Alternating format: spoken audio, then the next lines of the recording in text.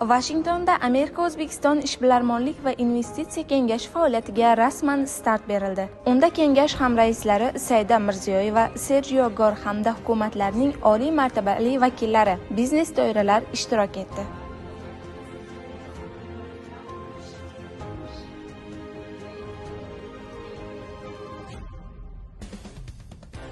On behalf of the President of the Republic of Uzbekistan, Shavkat Mirziyoyev, shuni mamnuniyat bilan yetkazmoqchimanki, muhtaram prezidentimiz Shavkat Mirziyoyev kengash a'zolariga samimiy salom yo'llab, ushbu tashabbusni to'liq qo'llab-quvvatlashini bildirdi.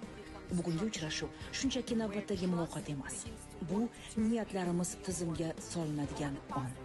Bu ishonchimiz amalga bo'y ko'rsatadigan lahza. So'nggi bir necha yilda O'zbekiston bilan AQSh o'rtasidagi munosabatlarda muhim o'zgarishlar ro'y berdi. Nafaqat muloqot uchun, balki qarorlar qabul qilish uchun ham maydon yaratdi. Never before in the history of the US government. AQSh hukumati tarixida hech qachon tijoriy diplomatiya, tashqi siyosatning bunday muhim ustuni bo'lmagan.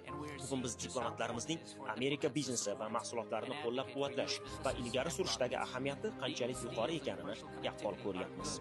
Bu kelishuvlar va iqtisodiy aloqalar biz va yangi ishonchli hamkorlarimizdan hisoblanadigan O'zbekiston uchun birdek manfaatlidir. For some of our most trusted partners, which includes Uzbekistan.